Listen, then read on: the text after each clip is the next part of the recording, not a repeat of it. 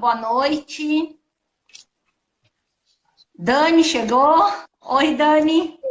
Cheguei. Tô aqui. Tudo bem, amiga? Tudo Como bem. que tu tá me vendo hoje? Tá ótimo, perfeito. Mas, pessoal, hoje então a gente tá aí em mais uma live de estudos, né? Estudando TEA juntas aí, nós, mães, a comunidade que nos apoia, os educadores, os profissionais. E hoje a gente resolveu aí dar sequência aos assuntos das comorbidades aí associadas com o autismo, né? Semana passada nós falamos do distúrbio do sono. Foi a live todinha sobre esse tema, porque esse distúrbio é bem comum mesmo dentro do TEA, né, Dani? Aliás, já Isso. tá lá no canal da Dani no YouTube essa live, para quem não pegou, pode acessar lá e assistir, tá muito boa.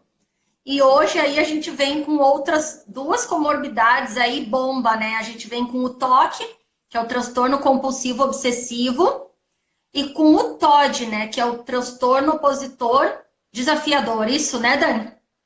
Isso. Os dois são tensos. Os dois são tensos.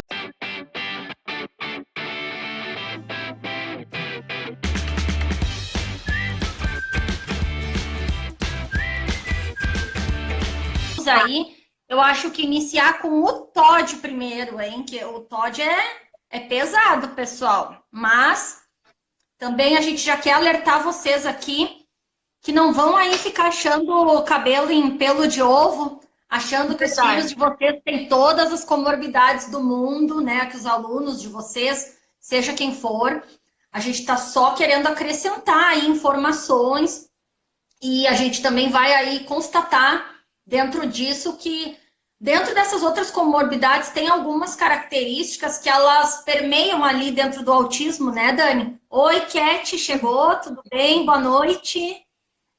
Mas, como eu estava falando, não vão aí achar que as crianças de vocês têm todos agora as comorbidades que a gente traz aqui em estudo, tá? É só para a gente ter mais conhecimento, trabalhar, de repente, assim, pensando numa prevenção, né, Dani, de estar aí desenvolvendo outras comorbidades. É só para a gente mesmo esclarecer e tá sempre com um olhar, assim, bem aberto, né? Em todos os sintomas aí que vão surgindo, que já temos muitos, aliás, no autismo. Exato. Então, vamos começar aí. A Vamos lá, Dani então. vai falar, então, sobre o TOD, né, Dani? A gente fez uma divisão aqui diferente desta vez na live, porque a correria estava muito grande, então a Dani se focou mais em estudar o TOD e eu me foquei mais em estudar o TOC. Mas a gente se fez conferência de tarde, conversamos e a gente está mais ou menos aí sabendo que uma vai trazer de informações para a outra aqui. A Dani Fonseca falou, está dando para ver bem, a Alessandra entrou. Então vamos lá, começa aí, Dani, falando sobre o TOD para o pessoal. Eu vou passando os tópicos, aí a gente para um pouquinho e vai falando. Pode ser, Nath? Tá, amiga, hoje, olha, eu tô bem chique, eu tô com um note aqui atrás, caso a gente precise pesquisar alguma dúvida, e também mais mesmo para a gente ficar cuidando a hora. Que a gente nunca sabe a hora de encerrar a live. Olha, Sorriso Autista entrou. Oi, amiga, boa noite. Livro Sorrindo para a Vida. Então, vamos lá, Dani, dá uma breve explanada aí no que é o TOD. Tá. Então, gente, o TOD é um transtorno psiquiátrico disruptivo, ou seja, é um transtorno de conduta social. Na verdade, uma conduta social inadequada, né? Costuma associar-se ao TDAH. É muito comum também associar-se ao transtorno bipolar e também ao TEA, que a gente está falando hoje. Mas 55% dos indivíduos que têm TOD geralmente têm TDAH. Então, pode ser que a criança provavelmente às vezes tem TDAH, o TEA e o TOD junto. Bem comum isso acontecer, na maioria dos casos, quando a criança apresenta essas características. Bom, vamos lá, vamos falar das características. O indivíduo, a criança ou adolescente, né, que apresenta as características, geralmente assim, são elas. Agressividade, né? Atitudes extremamente hostis, irritabilidade, desobediência, extrema dificuldade frente às regras e rotinas cotidianas. Eles têm bastante dificuldade de entender a hierarquia, sabe? Quando alguém impõe alguma coisa para eles, é muito difícil para eles. Quando eles se deparam com alguém que possui autoridade sobre ele, simplesmente não consegue se adequar e não se submete às regras impostas. Aí, nesse momento, é que começam os comportamentos disruptivos, a raiva, né? Ela começa a ser mais agressiva, mais violenta. Então, são esses os comportamentos. Apresentam comportamentos mais violentos, costuma reagir com agressões verbais, ameaças e também vingança. Elas falam, olha, eu vou fazer tal coisa. Se você não deixar fazer isso, eu vou fazer tal coisa. Ela ameaça também. Agressões físicas diversas, às vezes pode quebrar objetos. Ela não demonstra empatia. Se, de repente, ela agride um irmão, alguma coisa, ela vê a criança chorando, a mãe fala, olha, machucou seu irmão. Ela não apresenta nenhum tipo de sentimento de empatia. Simplesmente, eu bati, né? E eles se desresponsabilizam, ou seja, eles não assumem jamais que estão errados, né? Então, colocam a culpa em tudo, em todos, e nunca assumem sua culpa, que é o que eu falei anteriormente. Essas crianças, elas também apresentam a autoestima bem baixa, né? Devido a todas essas coisas, assim. Ainda não é uma criança feliz, não é uma criança assim que demonstra felicidade. Então, autoestima super baixa, humor super deprimido, né? E geralmente tem poucos amigos, porque é uma criança que tem tantos problemas assim, sociais, né? É uma criança bem difícil de ter amiguinhos e tal, porque acaba todo mundo se afastando dela, né? E aí que vem um negócio perigoso. Essas crianças vão virar adolescentes e tal, e há uma grande possibilidade deles entrarem na dependência química, de álcool, né? Ou drogas mesmo, justamente por todo esse contexto anterior aqui que vem acontecendo. Se não chega a fazer um tratamento, é o grupo de risco para essas situações aí. Bom, as características mais ou menos são essas são as principais, mas basicamente é isso. Vamos parar por aqui, vamos conversar um pouquinho? Vamos comentar só rapidamente, então, sobre essa questão das características do TOD. Faltou uma coisa. Geralmente, ele aparece por volta dos 4 a 6 anos, né? Quando o indivíduo tem só o transtorno opositor desafiador sem o autismo, até mais tarde vai aparecer. Mas no autista, geralmente nessa idade, de 4 a 6 anos, mais ou menos, já começa a apresentar todas essas questões complicadas aí. Sim, são questões bastante complicadas mesmo, né?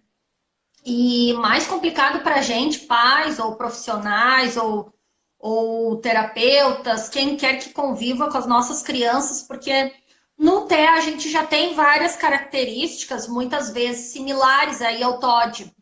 Muitas vezes por ainda a criança não ter desenvolvido bem habilidades, como por exemplo a criança não conseguir às vezes expressar nada, se comunicar, pedir uma coisa que quer, então ela também vai ser mais explosiva, vai se irritar mais, pode ser que tenha assim esses rompantes. Então, por isso que a gente comentou que a gente estava trazendo aqui essas comorbidades, né, para a gente ter assim um conhecimento a mais, um olhar assim diferenciado, mas também lembrando que muitas coisas, né, muitas características mesmo propriamente ali do TEA, pelas questões todas que o TEA traz aí, de vários prejuízos em inúmeras esferas aí do desenvolvimento global mesmo, né, Dani?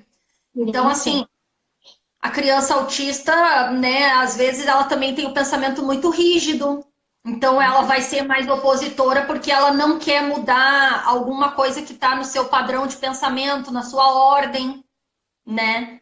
A criança autista às vezes vai ter um rompante ou algum comportamento mais agressivo pela inabilidade de se comunicar. Exato, então, assim, tem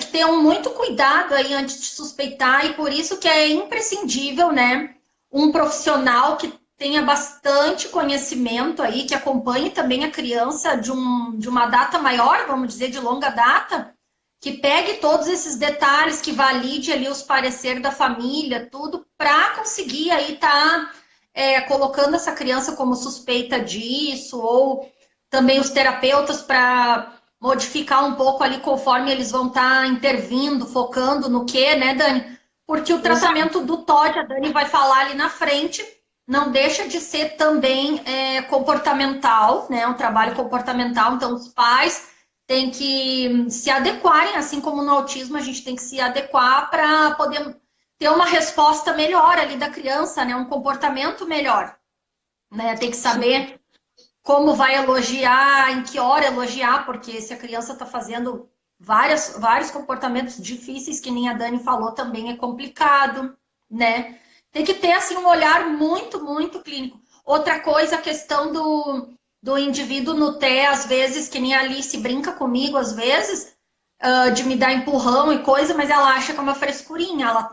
Eu percebo que ela não tá com aquela maldade, assim, de que não entendeu, mas não importa se eu me machuquei, o que importa é que ela estava brincando. É porque realmente ela não tem a leitura da mente de entender como a outra pessoa se sente. Que também aí é uma característica do TEA, que daqui a pouco vai confundir também nesse diagnóstico. Então isso aí é tudo mais intenso, né, Dani? É tudo mais intenso, né? Tá na intensidade, porque isso tudo a gente já vê nos nossos filhos. Todas essas questões de, né, quando ele está lá focado, você pede para fazer outra coisa, ele não quer. Rafael também joga as coisas para o alto quando ele não quer. Às vezes ele está tentando, não consegue se comunicar, falar, eu não quero. O rompante dele é pegar e jogar. Comportamento inapropriado. Mas ainda dá para a gente contornar. Já no transtorno opositor desafiador, fica tudo numa intensidade bem mais complicada, bem maior, né? Essa é a diferença. Sim. Temos um comentário aqui, interessante aqui pelo que eu vi, Dani. Elisa DKD. A psicóloga pode fazer essa intervenção e essa prevenção para não agravar, assim como o autismo. Sim, é por isso que a gente está comentando aqui, de ter bastante conhecimento, de também não perder, às vezes, anotar quando a gente observa alguma coisa para levar para o especialista que cuida das nossas crianças, porque às vezes numa consulta a gente chega lá afoita de tanta coisa e deixa, às vezes, passar de comentar alguma coisinha ali que a gente notou, né? Mais aí por essa linha. Então é muito, muito importante, assim, a gente ter esse olhar, né? E muito importante ter um profissional também bom ali acompanhando, né? Mas, sim, pode fazer a prevenção, mas o que a gente está querendo trazer aqui é que é muito mais difícil a gente saber ali o que é comorbidade e o que é do autismo, né, Dani? Isso é uma coisa que a gente concluiu hoje aqui estudando essas duas comorbidades. É bem delicado ali tu conseguir separar, realmente tem que ser uma pessoa muito especialista, tem que ter uma investigação longa aí para conseguir entender mesmo o que está acontecendo, se esse comportamento vem oriundo ali das questões do autismo ou da comorbidade, né? Quer passar adiante, Dani, teus estudos ali, mais informações? Isso, vou fazer um comparativo com algumas questões do autismo e do TOD também, para a gente entender um pouquinho mais. Por exemplo, tá, perfeito. As características do autismo aparecem bem cedo, aliás, né? Aparecem muito cedo. E as do TOD aparecem mais tarde, depois dos 4, 6 anos, né? Aí já tem a diferença da época que aparecem os sintomas. O autismo é uma condição genética, né? O TOD também, claro, tem condição genética, só que os especialistas têm dito que também essa condição é determinada pelo perfil familiar. Ou seja, nesse âmbito familiar pode ser que tenha alguns conflitos, né? A criança, às vezes, o pai é muito permissivo e a mãe é muito brava, ou ao contrário, ou também tem pais separados, violência no lar, às vezes não é com a criança, mas tem agressão verbal. Então, tudo isso também contribui para a criança desenvolver. O ambiente, né? O ambiente em que a criança está vivendo, sendo criada, as referências que ela tem, a estrutura familiar, né? Porque isso daí é muito importante. Muito bem colocado.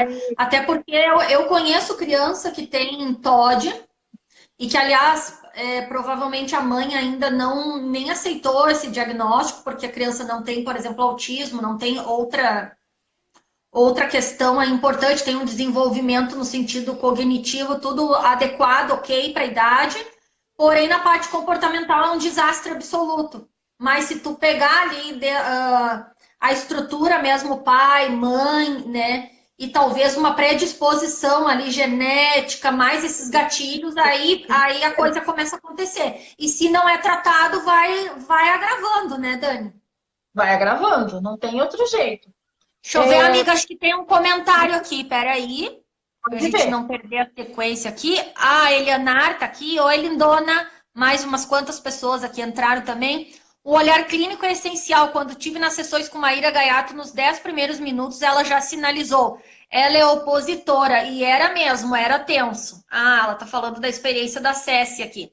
Malateca entrou, oi, lindona, Fernanda Mota, Salte Eventos, Sorriso Autista, Leilane entrou, Cláudia Campos, Roda de Panos, olá, Suzana Vanderlei entrou. Então, pessoal, exatamente, quando um profissional é muito, vou usar agora uma gíria aqui, mas quando ele é cancheiro, ele já é especialista, que nem a Maíra Gaiata, ela é uma psicóloga especialista em desenvolvimento infantil, né? E ela entende muito ainda os transtornos do neurodesenvolvimento, de comportamento, ela é uma especialista em comportamento, então para ela ficou muito, é claro, como o sol ali checar e perceber, né? Em pouco tempo, em sessões ali, ela já começou a ver que era opositora. Exatamente. Mas aí vem muita questão do profissional ser bom mesmo para fazer aí esse diagnóstico. Josi entrou. Oi, Josi. Pode continuar, amiga. Vamos lá, porque 9h20, ó, a gente vai falando, vai andando o tempo. Mas, não, hoje tranquilo, tá bem interessante o assunto aí, tá todo mundo interagindo. É uma coisa aí que é bom para todo mundo saber. Vamos lá. Bom, vamos continuar com esse comparativo, tá? Então, o autismo, ele afeta a linguagem, né? Desenvolvimento motor, atenção compartilhada, atenção social, a capacidade de reciprocidade da criança, tudo aquilo que a gente sabe. Já o TOC apenas faz com que o indivíduo tenha incapacidade de se submeter a comando de autoridades, né? E assim apresenta reação hostil, exagerada, exacerbada, disruptiva e antissocial. Apenas o comportamental é assim, cru mesmo, né? O autismo tem todas essas questões e o TOD vem com tudo isso aí ali junto. Que é uma bomba, né? Isso aí, junto, tudo junto, né? Meu Deus. Nossa, uma bomba mesmo. E muito conflitante para os pais saberem lidar quando está sendo opositor ou quando está sendo uma característica ali de dificuldade no TEA, né? Daqui a pouco pode ter um jogo até meio de manipulação da criança, se ela é opositora. É bem complicado. É difícil a gente falar isso, parece uma coisa meio fria, mas é bem complicado mesmo. Sim, sim. Bom, aí vamos falar um pouquinho agora quais os fatores de risco que podemos considerar. Eu fiz um esquema aqui, olha que bonitinho. Show, bem legal. Ó, temperamentos, aí eu vou ler. Aí, os temperamentos são um fator de risco. Temperamentais. Aqui, os ambientais e aqui, os genéticos e fisiológicos, tá? Só para a gente entender mais ou menos. Então, os fatores de risco temperamentais. Dificuldades na relação emocional. O indivíduo tem baixa intolerância à frustração diante de uma característica bem do TEA. Super TEA. Diante de uma negativa. Por exemplo, se a pessoa falar, não, você não pode, pronto, acabou o mundo. Entendi. Acabou o mundo, acabou. Essa criança ou adolescente terá um comportamento extremamente raivoso, inquieto e vai se opor a qualquer imposição social. Então, ela vai sempre querer ir contra as regras de toda maneira. Então, essas são as condições temperamentais, comportamentais. Aí, agora a gente vai falar do ambiente.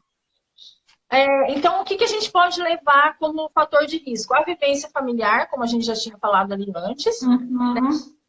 Relação entre pai e filho, como que é essa relação entre pai e filho. Como se dá a relação de autoridade dentro do âmbito familiar, igual eu tinha falado também, está meio que repetitivo. E esse ambiente, como que aí tem que pensar na seguinte questão. O ambiente que a criança vive, ele potencializa para que a criança tenha esse comportamento? Ou ele vai fazer com que a criança iniba esse comportamento? Como que é o lar? Então, isso aqui é o esqueleto do TOD. É saber como que é o ambiente que essa criança vive. É bem importante para estar até fechando o diagnóstico do psiquiatra infantil do fechamento.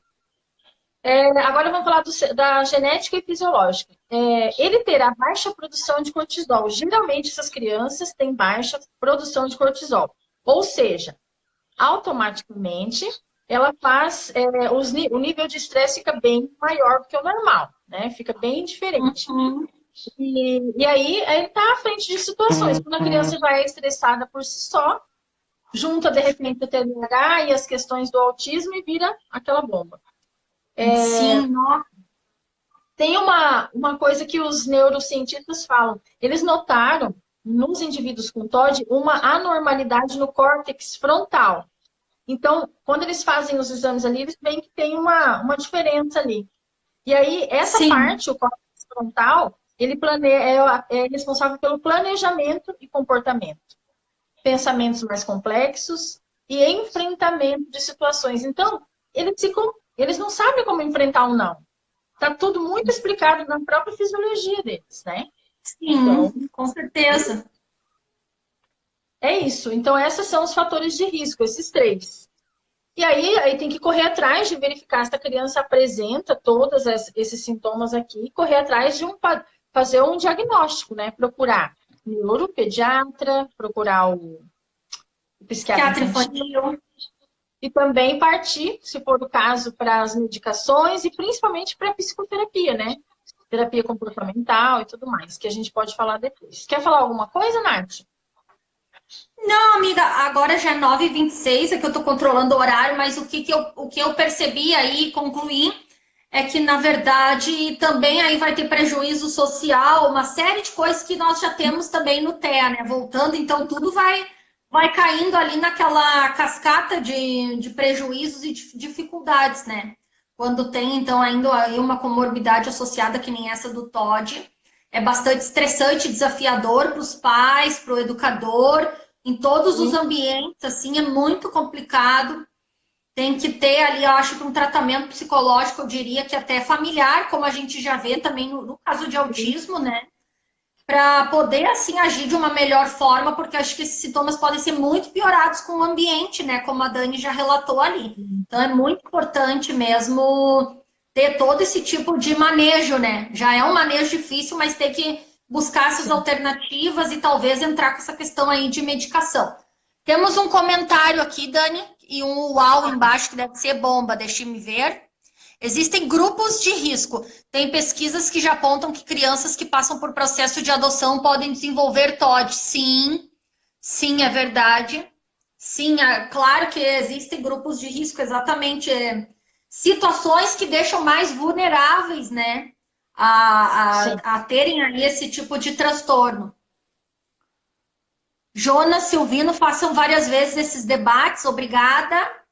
Ah, legal. Então, amiga, tu tem mais alguma coisa nas tuas leituras? Rapidinho, só vou falar da medicação bem rápido e da abordagem psicológica, para a gente encerrar, então, tá? Sim, pode ser? 9h30. Então, tá. Beleza, medicações no TOD, né? Então, a medicação, provavelmente, o médico que vai, ou o neuropsiquiatra que vai dar o diagnóstico, provavelmente, dependendo do caso, ele vai agir, ele vai intervir com a medicação. Então, a criança pode usar, a criança ou adolescente, são 3 tipos de medicação. A primeira, estabilizador de humor, que pode ser um caminho, né, dependendo da situação. A segunda opção são entrar com o uso de psicoestimulantes, que seria só para a atenção e a hiperatividade, para controlar a raiva, baixar esse nível de raiva e tal. E os ansiolíticos, é um outro grupo. Então, são esses 3 grupos que geralmente eles trabalham com as crianças no TOD. E aí a gente vai falar da abordagem psicológica, bem rapidinho assim. A psicoterapia de manejo parental comportamental é essencial. Olha, rimou tudo. Trabalhar a dinâmica familiar e o ambiente da família, para que juntos possam desenvolver novos padrões de regras e rotinas dentro da casa. Então, assim, não é só a criança que tem que fazer a terapia. A família tem que estar participando para poder fazer as modificações necessárias no lar aí, para que as coisas comecem Sim. a agir. Outra coisa importante, tem que verificar se essa criança não, se ela realmente está compreendendo a linguagem, se ela tem um nível de expressão boa, de compreensão de tudo. Porque muitas vezes a criança está com dificuldade de entender e aí, na abordagem da psicóloga lá, vai ter que descobrir uma forma dessa criança entender melhor, porque senão ela vai ficar, né, nadando contra a maré. Então, as crianças, a gente sabe que as crianças elas têm bastante dificuldade de entender as coisas, o Com contexto, certeza. tudo, né? E as duas últimas questões, trabalhar com recompensa imediata, aprendizagem sem erro, ou seja, a aba, né? O aba é maravilhoso para essas questões aí do TOD. E essas intervenções a longo prazo vão ajudar a criança do TEA com TOD a aprender a controlar a raiva. Esse é o principal objetivo, aprender a controlar a raiva. É isso. Isso, Acabou. outra coisa interessante também que a gente pode falar aqui para controlar, às vezes, a raiva ou descontar em alguma coisa, ou até pelas questões, às vezes já vai ter o acúmulo ali do TOD do opositor com as questões sensoriais, é procurar algum tipo assim de adaptação para a criança fazer alguma coisa, que nem aqueles sacos de luta boxe, sabe, Dani? De dar uns Uhum. socos assim. Às Sim. vezes, explicar para a criança, principalmente no caso do autista, Todd ali, né? Explicar para ela o que, que ela está sentindo e o que, que ela pode fazer quando vir esse momento aí da raiva, assim, chegar.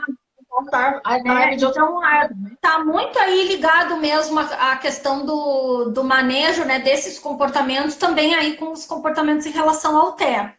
Muito bom, Dani, arrasou aí nos estudos. Daria, eu acho que Obrigada. até 1 hora garantido com tudo que tu leu. Eu vou tentar resumir aqui o meu, porque o tempo vai ficar curto, mas eu acho que não é até tão assim como o Todd, né? Mas vamos lá então. Eu vou procurar fazer mais leitura aqui para ser um pouco mais breve. Na estrada em Toro, boa noite. Vamos ver se mais alguém comentou alguma coisa aqui. Samila Farias entrou, Jesse, Adi, mais pessoas só entraram. Acho que comentários não tem. Bom, então vamos ao transtorno obsessivo compulsivo, né, o TOC. Então, pessoal, crianças podem desenvolver o TOC, né, contudo pode ser amenizado com os tratamentos adequados, como o TOD que a Dani falou, como o TEA, como tudo, né, tem tratamento. Porém, se sabe que a pessoa que uma vez que tem TOC ou que tem TOD, a princípio, assim, isso vai acompanhar ela na vida, né? Apesar de que mais madura, ela pode melhorar, mas sim vai ter que ter sempre um controle, né? Isso é importante também a gente falar. Então, assim, ó, primeiramente, assim, ó, pensamentos que não saem, né, da cabeça da pessoa, acompanhado de rituais complexos e rígidos, comprometem na qualidade de vida de quem tem o transtorno obsessivo compulsivo, né? E muita gente se confunde com a compulsão e a obsessão. Então, eu vou ler brevemente aqui o que seria a obsessão. São aqueles pensamentos ou ideias, né, que aparecem de repente na mente da pessoa, uma coisa assim involuntária, ela chega aqueles pensamentos, né? Com isso, essa pessoa passa a imaginar que esse pensamento é real e que isso vai levar a um problema se ela não fizer alguma coisa para solucionar ele. Em muitos casos, o indivíduo passa a pensar que tudo de errado que acontece até é a culpa da pessoa. Vale Exato. lembrar, no entanto, que não se trata de alucinação isso, pessoal, tá? Não vamos confundir que não é alucinação. Mas são pensamentos que surgem, né? E que acabam tornando a pessoa refém da própria mente. Isso é a obsessão, tá? E no caso da compulsão, é o ato motor, né? Uma ação aí junto com depois da obsessão. Então, assim, trancar uma porta várias vezes para ter certeza que a porta estava chaveada, lavar as mãos muitas vezes para ver que a mão realmente ficou livre de bactérias. Essa é a parte da compulsão. Então, o TOC tem a obsessão e a compulsão, tá? Dito isso, então, vamos ver aqui mais coisas aqui. Também temos muito comum, né, comorbidades associadas ao TOC, né, esquizofrenia, TDAH, bipolaridade. Até eu li sobre a síndrome de Tourette, o TEA, tiques, pessoal, também, né, às vezes a gente confunde TOC e tique, que é aqueles estímulos também motores assim imprevisíveis, sem planejamento, né? A pessoa do toque, ela já tem mais ali um propósito, né? E no tique, não. Assim como na estereotipia também não. Na verdade, o propósito é mais se autorregular. E no toque, não. É porque tem que ficar daquele jeito, tem que ser daquele jeito. Entendem a diferença? Sido confunde, mas não é a mesma coisa.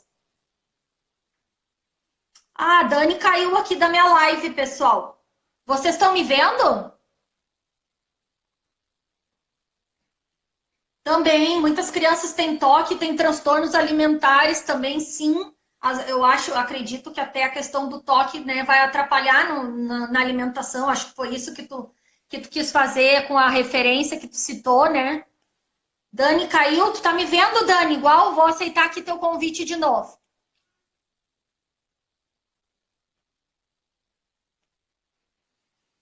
Pessoal, tá tudo ok? Vocês estão me vendo aí? Eu vou tocando ficha aqui, lendo sobre os estudos, enquanto a Dani já voltou. Que rápido. E aí, amiga? Então, assim, né? Como caracterizar um toque, né? Somente o profissional também, de novo, aí pode acompanhar, assim, bem, né? Identificar a existência desse transtorno, né? Mais uma pista da criança ter o toque quando os pensamentos obsessivos, as atitudes compulsivas ocorrem, né? Pelo menos 1 hora por dia. E também quando isso chega, assim, a prejudicar a pessoa, né? Vamos pensar um exemplo simples aí, que nem a gente vai verificar se o fogão não ficou com a boca do gás ligado. Isso é um pensamento comum, normal, tu ter uma preocupação. Agora, se tu fica com isso na cabeça, olhando várias vezes o fogão, aí já iria mais para a linha de que possivelmente a pessoa tem um toque, entendem? Então, ali vamos falar também que a hereditariedade geralmente, né, também ocorre, né, às vezes tem já casos em parentes, coisas assim, é bem comum a gente ver. Deixa eu ver o que mais que temos aqui que eu anotei. Ah, muito importante, vou aqui para uma parte de um estudo, né, que há pouco tempo atrás, acho que há uns 10 anos atrás, não se via tanto, hoje em dia já tem muita gente fazendo associação, estudando TEA e o toque, que é o nosso nicho aqui, o que a gente está mais querendo falar. Então, eu vou ler alguns trechos só de uma pesquisa aqui que eu achei bem interessante, né? À primeira vista, autismo e toque parecem ter pouco em comum. No entanto, né, os pesquisadores descobriram uma sobreposição entre os dois. Estudos indicam que até 84% das pessoas com autismo têm alguma forma de ansiedade, e até 17% pode ter especificamente o toque, né?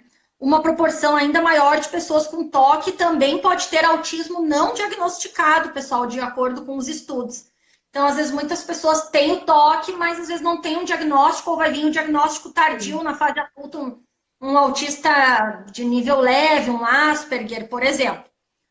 Parte dessa sobreposição pode refletir em diagnósticos equivocados, né? Porque os rituais do toque podem assemelhar-se aos comportamentos repetitivos comuns no autismo e vice-versa.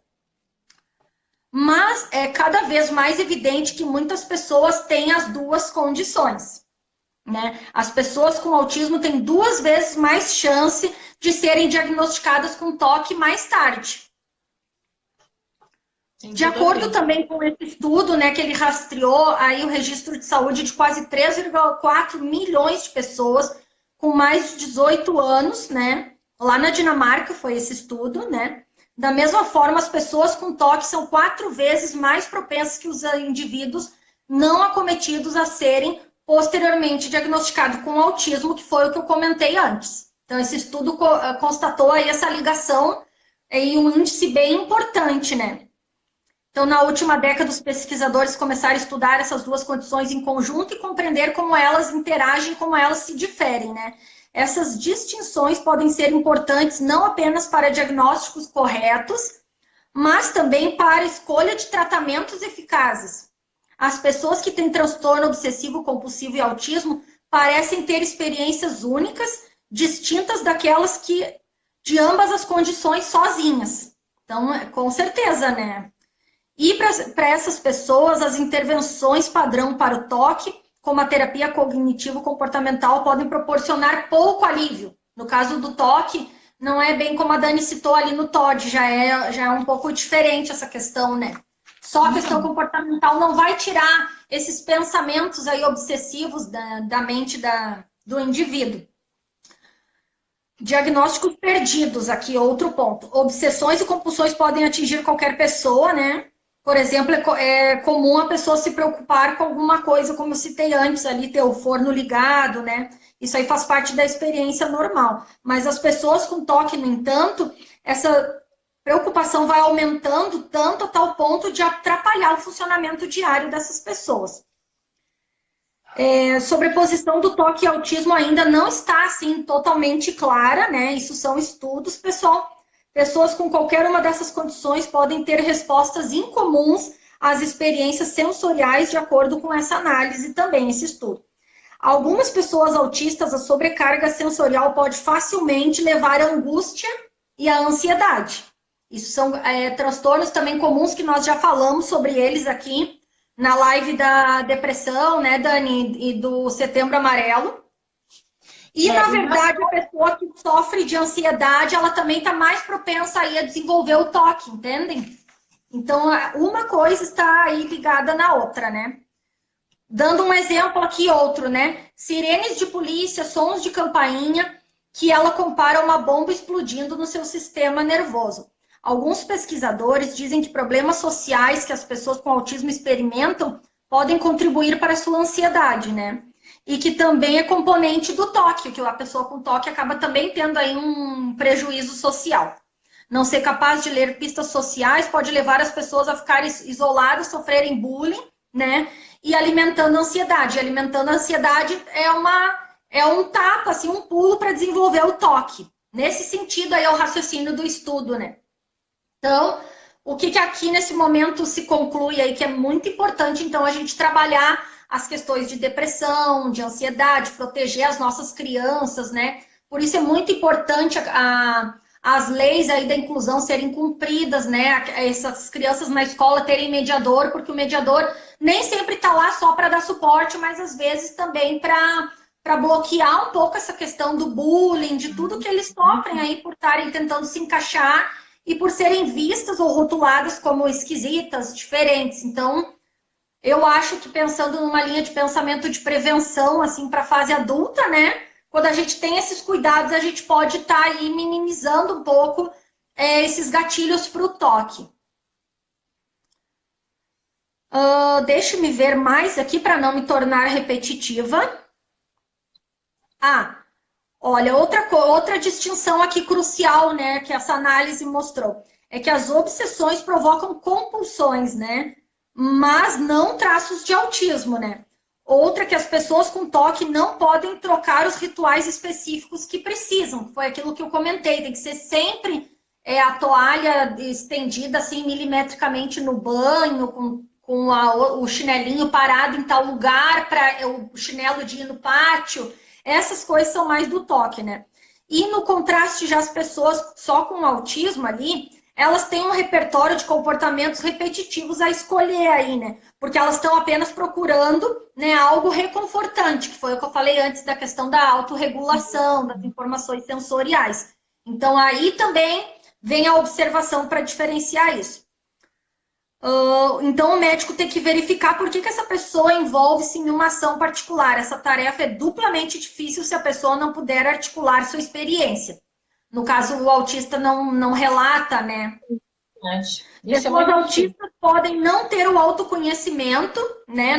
Podem não estar se compreendendo ali o que sentem e ter dificuldade verbal ou intelectual, o que leva a diagnóstico incorreto, na verdade, né? Dificulta tudo aí. As respostas podem surgir, né, à medida que os pesquisadores forem estudando mais isso, né? Praticamente há 10 anos atrás ninguém fazia isso.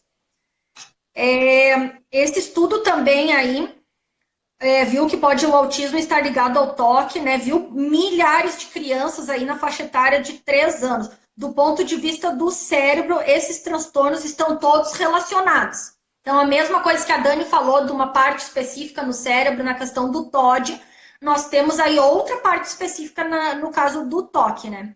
Os cientistas descobriram que alguns caminhos e algumas regiões cerebrais em comum são importantes tanto no autismo quanto no toque, né? Imagens cerebrais apontam para o estriado, uma região associada à função motora e a recompensas. Alguns estudos sugerem que indivíduos com autismo e indivíduos com toque possuem um núcleo caudado, que é uma estrutura dentro do estriado, né, anormalmente grande. Então, também aí tem uma característica, uma modificação aí, falando a nível cérebro, né? Então, assim, pessoal, tem muito estudo, né? Achei muito interessante, não vou conseguir ler tudo aqui, mas eles fizeram estudo também em ratos, né? Eles fizeram, não fazem, eu acredito ainda, né? E eles encontraram as anomalias, né, na alça sarcótico estriado cortical do cérebro, né? Esse sistema de circuitos neurais atravessa o corpo e desempenha um papel na maneira de iniciar e parar o comportamento, né? Bem como a formação de hábitos. Traços, então, do toque, do transtorno, né, do autismo ali se assemelham nisso e também apareceram nos ratos. Também fala um pouco de interneurônios, que pode ser um alvo comum no tratamento tanto para o autismo como o toque, então eles estão estudando isso também. Tem muita coisa aqui. Alguns pesquisadores estão tentando adaptar a terapia cognitivo-comportamental para pessoas com autismo, entre outras coisas, né? E os métodos modificados vão ajudar adultos com autismo e toque a controlar sua ansiedade. Então, tem que se certificar de que alguém possa notar e validar o estado emocional ali do indivíduo, né? Para poder trabalhar esses comportamentos. Vai ser um pouco diferente do que os programas padrões de comportamental, né? Que a gente vê para habilidades, no caso do TEA, né? Está relacionado à questão emocional.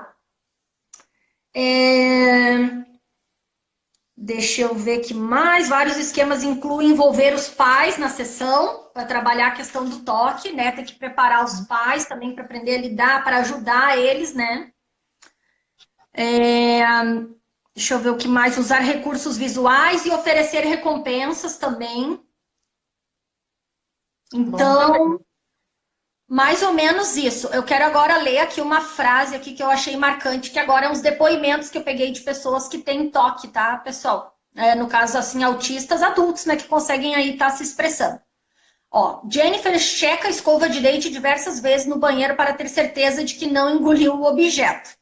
Caio passou 3 horas em idas e voltas pela mesma ponte na Marginal Tietê, São Paulo, sem conseguir chegar ao seu destino. Gleice teve um ataque de choro ao ver uma panela suja na pia de sua casa. Esses são exemplos reais de pessoas com transtorno compulsivo obsessivo, uma condição psiquiátrica aí, e que possuem autismo também, tá? Eu peguei depoimento de pessoas que têm aí, né, o toque como comorbidade associada, né, que são autistas.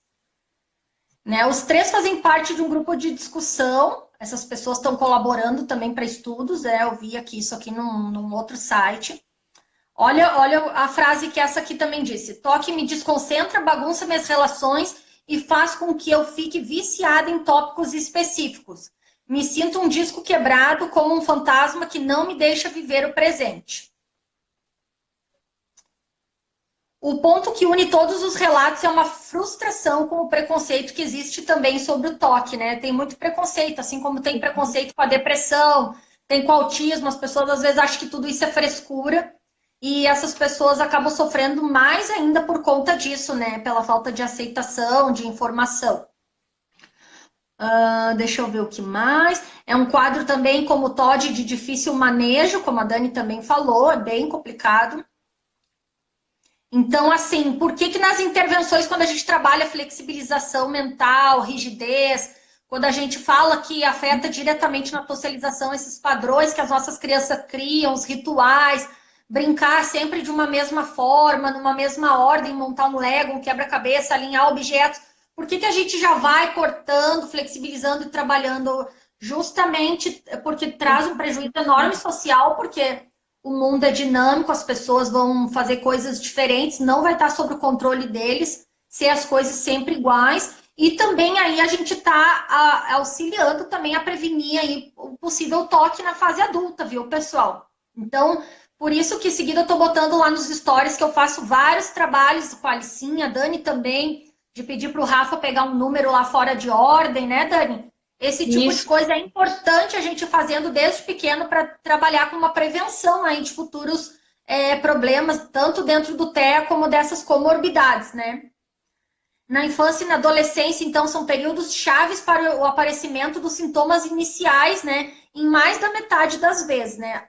Outras fases e momentos, como nascimento, também contribuem. E tá falando também aqui de desencadear toque até também nos pais aí de autistas, viu, pessoal? Fica a dica aí para vocês. Que a gente também vai ficando com algumas neuras de ter que fazer as coisas num padrão e a gente vai adquirindo muitos sintomas de muitos transtornos aí. Até porque a gente vive ansiosa também. Então, é importante a gente também trabalhar aí o nosso mental, a gente não agir de forma rígida, flexibilizar muito, para estar tanto melhorando a nossa qualidade, como para não estar aí prejudicando ou aumentando os sintomas dos nossos filhos, né? Verdade. Deixa eu ver aqui. Se tem mais. Se é toque ou não, né? Como diferenciar a pessoa com toque com a pessoa que apenas gosta das coisas devidamente organizadas? Se os rituais começam a tomar tempo da pessoa, interferem na qualidade de vida, atrapalha a capacidade da pessoa de estudar, de trabalhar, geram angústia, solidão, esse quadro todo aí a pessoa deve procurar ajuda, ou nós, né, estarmos nos alertando em relação aos nossos filhos. Bom, aí vem o dilema, né, que a gente fala que é muito difícil ainda ter um diagnóstico mais cedo, principalmente no nosso caso aí do TEA, a gente não sabe o que é TOD, o que é TOC, o que é bipolar, o que pode ser esquizofrenia, o que é bastante aí delicado. Né, a falta de conhecimento dos profissionais sobre o assunto. O tratamento, então, é feito, né, por meio de conversa com avaliação, começa a traçar uma rota de recuperação. A primeira coisa a fazer é uma psicoeducação, a mesma coisa que a Dani falou do TOD, né, amiga? Para explicar direitinho aí o toque, as características, os seus riscos. Se for um adulto, tem que ser trabalhado e explicado para ele aí, ele entender que ele tem essa condição. Né? Aliás, só essa condição do toque isolada mesmo do autismo é terrível. Eu estava comentando com a Dani que eu conheci um cabeleireiro que ele fazia um movimento de preparar a tesoura várias vezes para começar a cortar o cabelo do cliente, porque parece que não estava na cabeça dele daquela forma certa.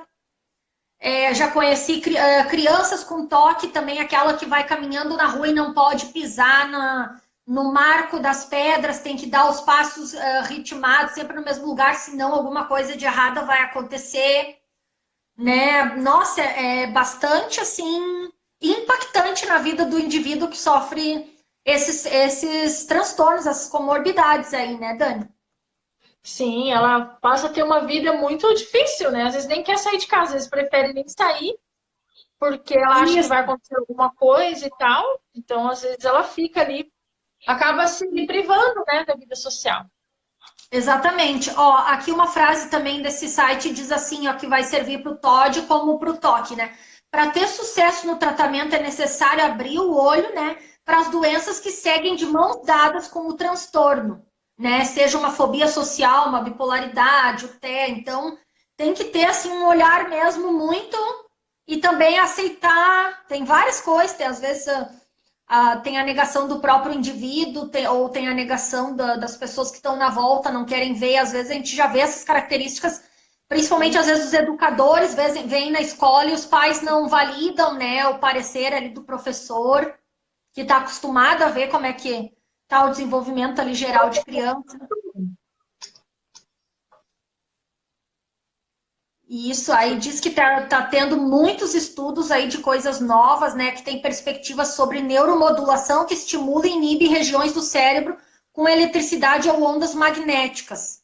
Já tá surgindo muita coisa. Isso que é o bom, é que os estudos estão a milhão de tudo. A gente está, graças a Deus, um período aí, numa era que, meu Deus, não dá nem para comparar 20 anos atrás o que era autismo, né, Dani? Totalmente desenganado o indivíduo, não tinha nada assim, né, demais.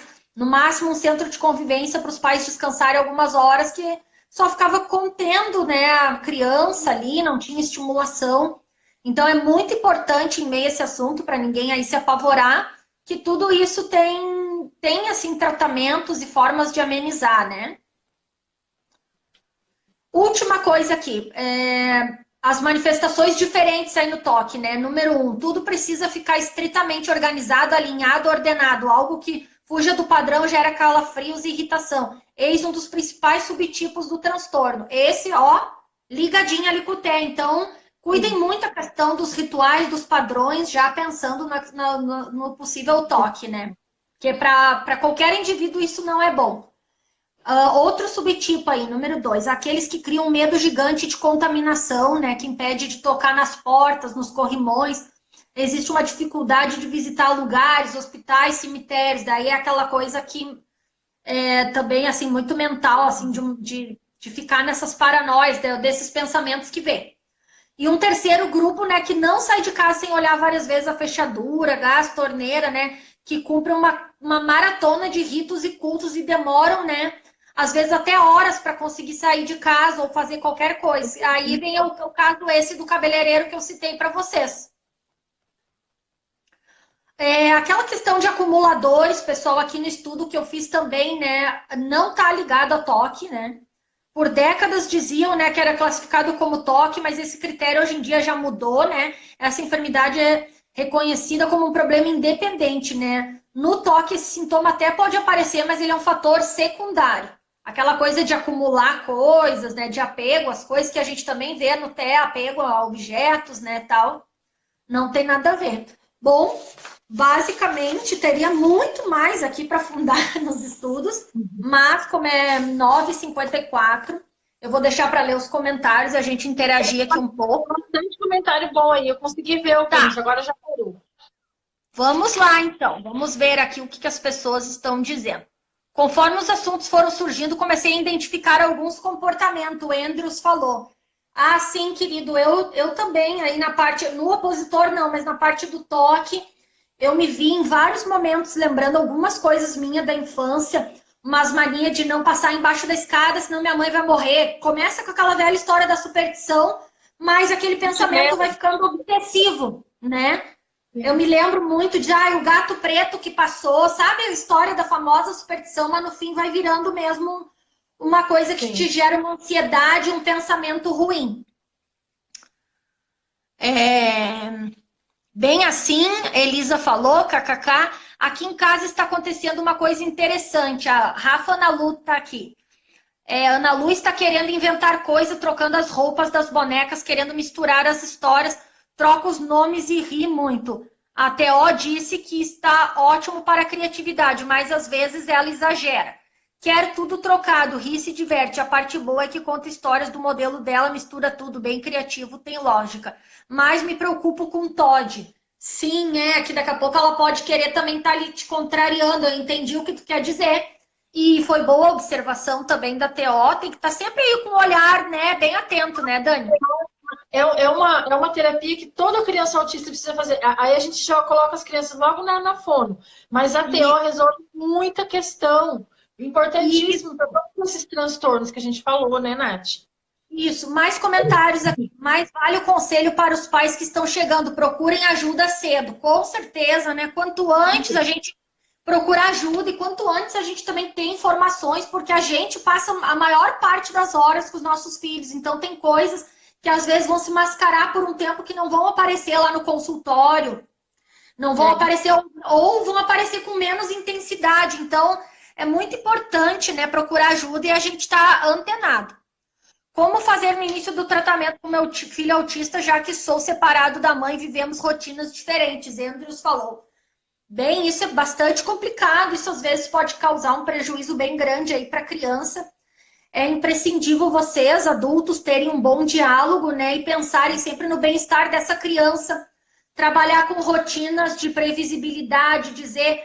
Olha, amanhã, com antecedência, amanhã você vai para casa do papai. Lá no papai vai acontecer isso, para diminuir a ansiedade dele, né? Para ele ter uma previsão e para ele não sair totalmente da rotina. Que a gente fala muito de flexibilizar, mas também não pode ser uma algazarra, assim, cada dia uma coisa que daí fica demais, né, para os autistas. Então, muito importante, Andrews, parabéns por tu estar aqui estudando com a gente, interessado, mas tente, seja como for, né, ter um bom diálogo aí com a mãe do seu filho e vocês, né, de repente, ou se reunirem junto com o terapeuta, junto com alguém, se não é possível o diálogo entre os dois ainda, que às vezes tem ressentimento na relação, mas realmente tem que ser assim, conversado, trabalhado, antecipado e, acima de tudo, respeitado a criança, né? Ainda mais uma criança que já tem uma condição diferente. Não precisa acarretar mais problemas, né? Muito bom, arrasaram como sempre. Obrigado, amores. Opa, cadê os comentários? Parabéns.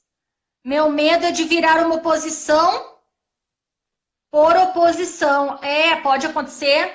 A TO é a base de todo o tratamento no TEA. Uma criança que não está organizada sensorialmente não vai render bem na fono e na psicóloga. Elisa falou, com certeza, verdade.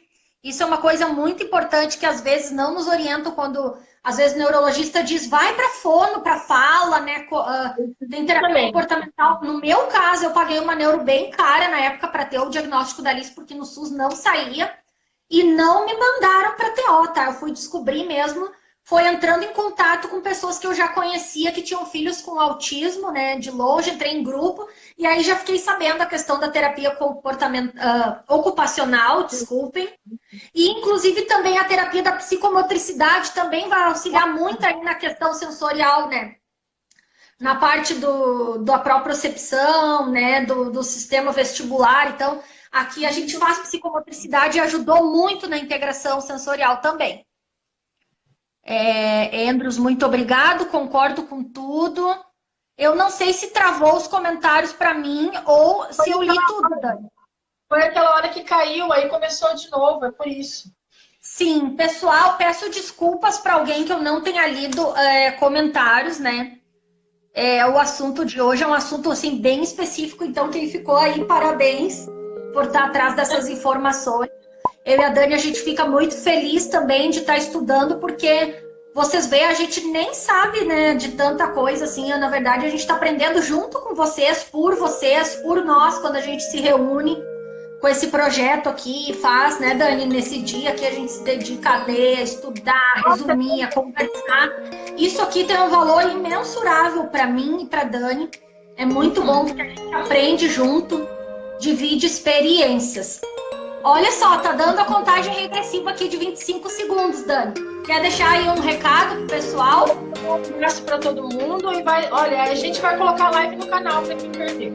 Né, Nath? Isso, a live fica aqui salva 24 horas no Instagram e depois elas vão pros canais do YouTube. Lá tem playlist.